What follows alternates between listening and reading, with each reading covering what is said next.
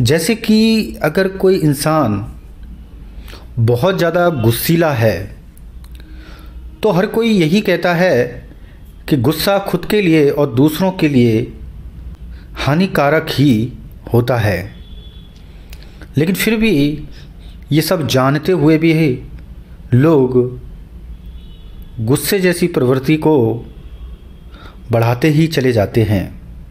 सोचने की बात यह है कि जानते हुए भी अगर हम किसी चीज़ को लगातार कर रहे हैं और वो खुद को भी प्रभावित कर रही है और दूसरों को भी प्रभावित कर रही है, लेकिन फिर भी हम उस चीज़ को करते ही चले जाते हैं।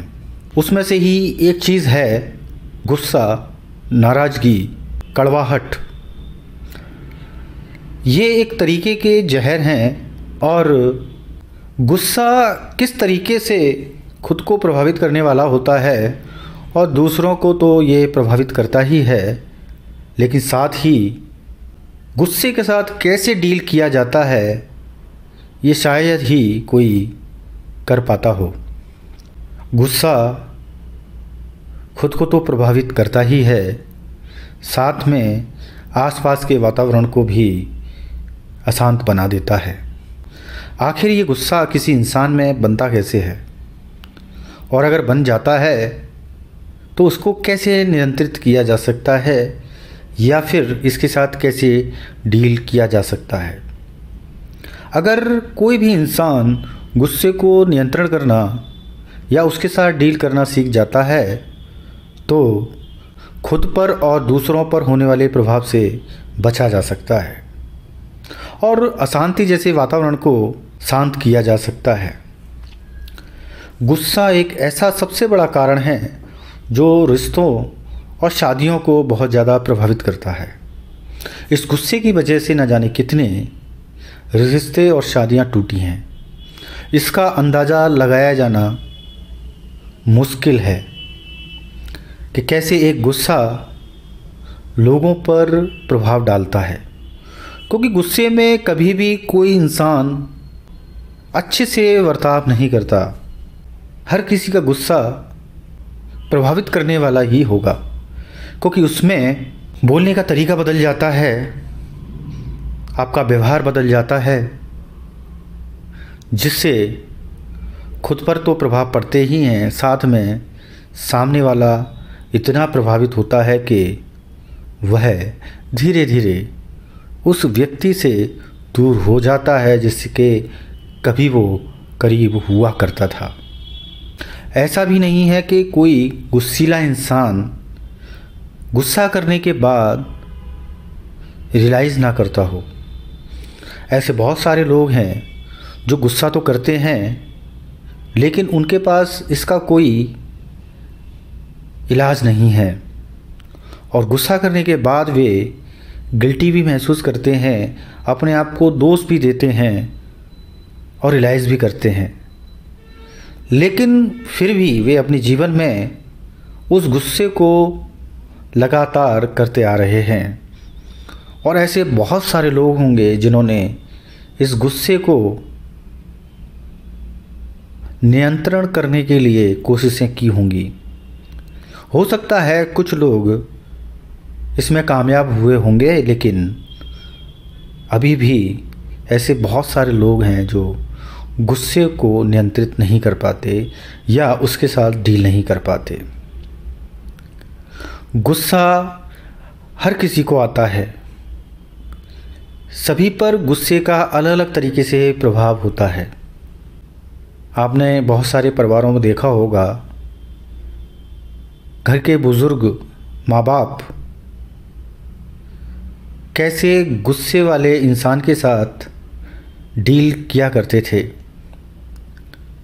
अगर परिवार में किसी को पता है कि कोई भी एक पारिवारिक सदस्य बहुत ज़्यादा गुस्सीला है, अग्रेसिव है, तो वो कुछ उसके साथ बाउंड्रीज़ तय करते थे।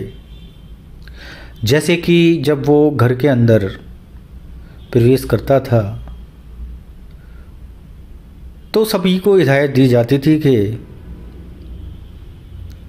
उक्त व्यक्ति बहुत ज़्यादा गुस्सीला है तो हमें वो चीज़ें नहीं करनी जिससे कि उस व्यक्ति को गुस्सा आता हो।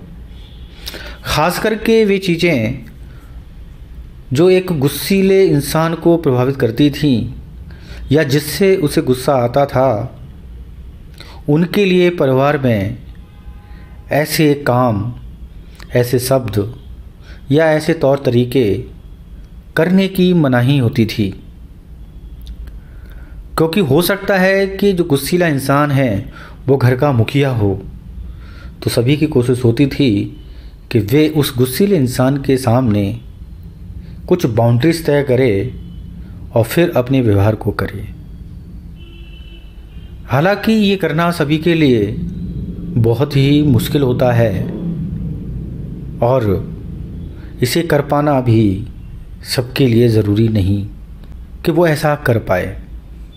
तो आखिर गुस्से को नियंत्रण करना या उसके साथ डील करना, इन दोनों में से क्या चीज़ सही है?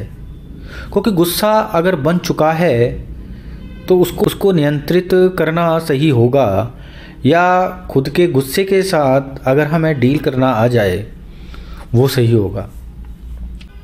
हमने अपने कार्यक्षेत्र में काम करते हुए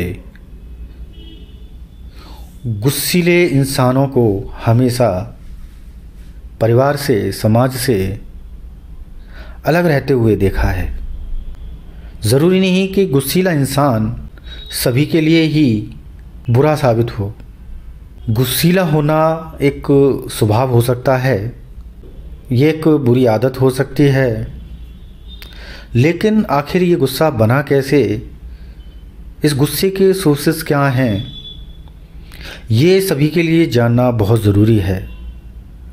अगर हम गुस्से के सोर्सेस को समझ लेते हैं तो हो सकता है कि गुस्सीला इंसान गुस्से को काबू कर पाए या फिर उसके आसपास के लोग अगर उस गुस्से के सोर्स को समझ लेते हैं तो हो सकता है कि वे भी उस गुस्से को बड़े आसानी के साथ डील कर पाएँ। लेकिन ऐसी कोई व्यवस्था नहीं है जिससे हम मानव जाति के ऐसे बहुत सारे स्वभाव हैं जिनको बदल पाना हर किसी के लिए मुश्किल हो रहा है। किसी भी इंसान का स्वभाव अगर बन चुका है, चाहे वो गुस्सीला है या भावुक है, तो उसे बदला जा सकता है या नहीं, इस पर अगर सोचा जाए और काम किया जाए तो रिश्तों में, शादी में आने वाली समस्याओं को काफ़ी हद तक कम किया जा सकता है।